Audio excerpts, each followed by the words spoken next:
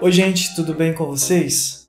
Hoje nós vamos estudar sobre feudalismo e os Estados Nacionais Europeus e o absolutismo monárquico. Muito bem. E para entendermos melhor esse contexto, vamos retornar ao ano de 476, quando houve a queda do Império Romano e a chamada invasão dos povos bárbaros. Acontecimento que marca o início da Idade Média.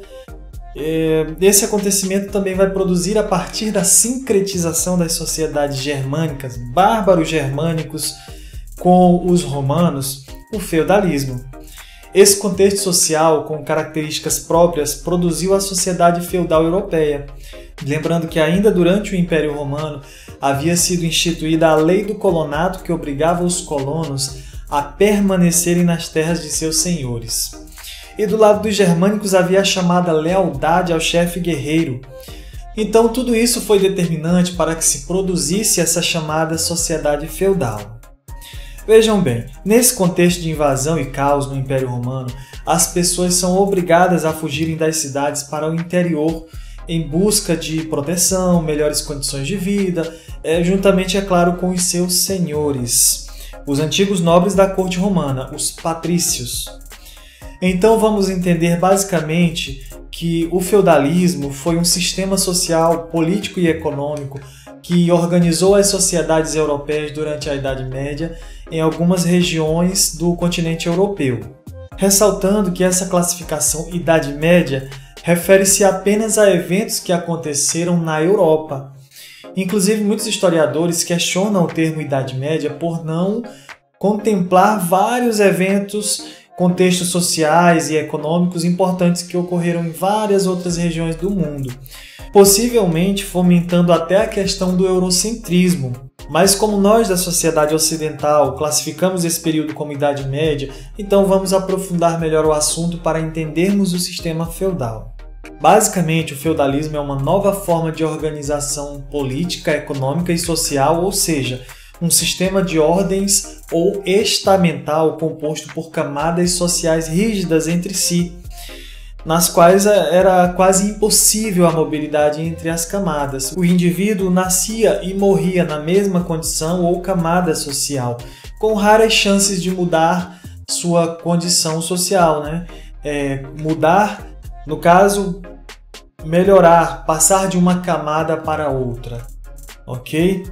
Esse sistema se fundamentava principalmente sobre a propriedade da terra, que era cedida pelo senhor feudal ao vassalo em troca de serviços mútuos. Ser ou não dono de terras era fator determinante para a posição social do indivíduo no sistema feudal. E como era essa organização social? Bem, um bispo do século XI chamado Adalberon de León criou a mais famosa classificação da sociedade feudal. Os que rezam ele chamou de clero, os que guerreiam, nobres, e por último os que trabalhavam, os camponeses. A nobreza se dividia entre os militares e o clero. Os militares eram os reis, os senhores feudais e os cavaleiros.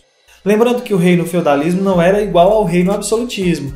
No absolutismo, o rei era como um senhor feudal, com mais status, digamos assim. No entanto, em tempos de guerra, ele comandava os outros senhores feudais, ele tinha legitimidade como rei para comandar campanhas militares. Já o clero era dividido em clero regular, que viviam reclusos em monastérios, e havia também as ordens dos franciscanos, dos capuchinhos, etc., responsáveis pela produção do conhecimento. E ainda os monges copistas, que faziam as cópias de livros importantes, como, por exemplo, a própria Bíblia. Do outro lado, havia o clero secular, composto pelo próprio Papa, os bispos, e compunham a Cúria Romana. Já os camponeses eram quem basicamente mantinham a economia feudal, tanto a religiosa através dos pagamentos dos dízimos, quanto a economia social da época, através de seu trabalho, da produção e os pagamentos de tributos, enfim, movimentavam, carregavam nas costas essa sociedade chamada feudal, ok? Eles trabalhavam nas terras cedidas para si e nas terras do senhor feudal.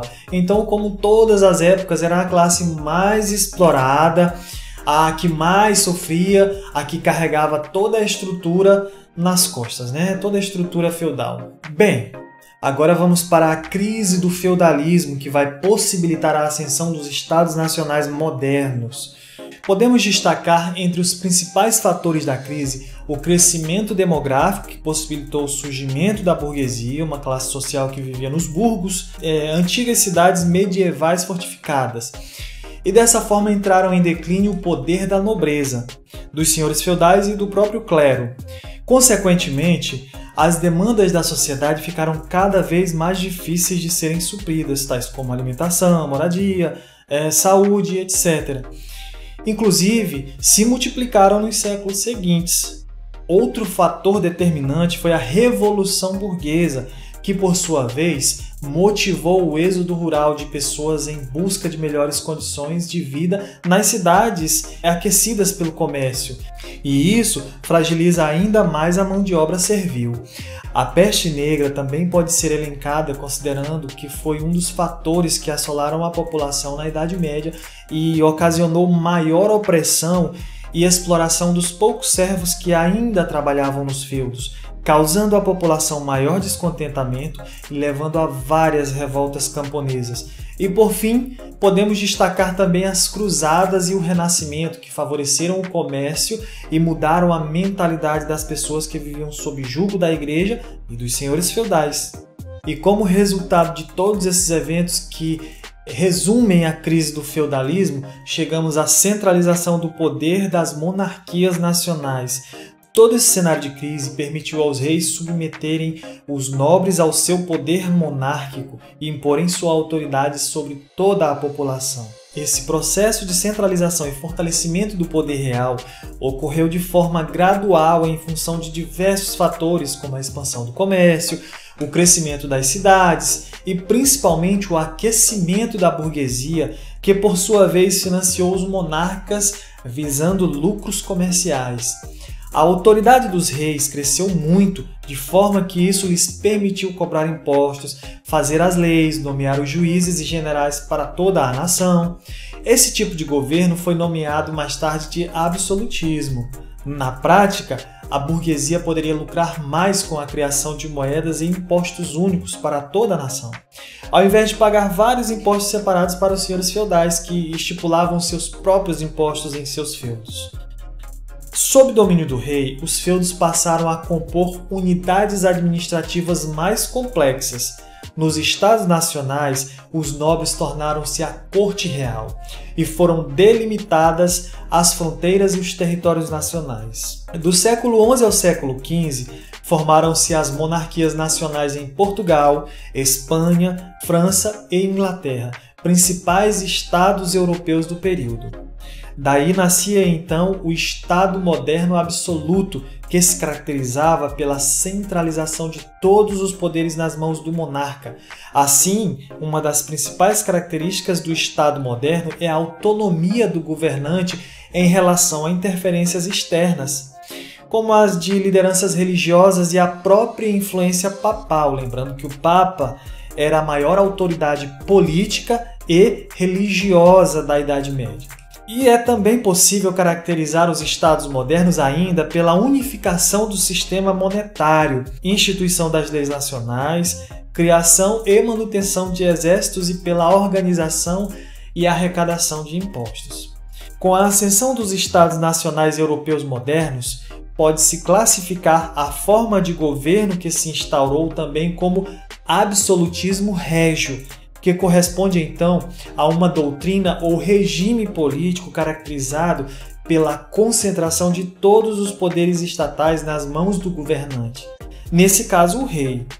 Tal crença absolutista defendia que o poder supremo do Estado era absoluto, ou seja, não dependia de qualquer outra autoridade, indivisível, isto é, inteiramente encarregado na pessoa do monarca e perpétuo, contínuo e ininterrupto, sendo justificado e legitimado pela teoria do direito divino de governar.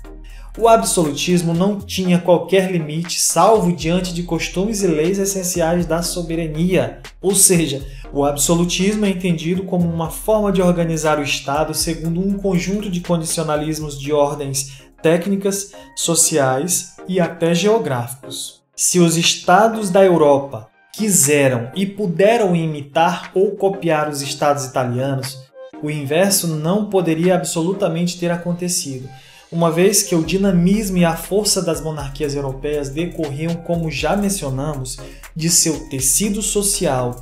E um tecido social não podia então, como não pode hoje, note-se, ser copiado nem imitado. Florenzano Modesto, sobre as origens e o desenvolvimento do Estado moderno no Ocidente. São Paulo, Lua Nova, 2007, página 26.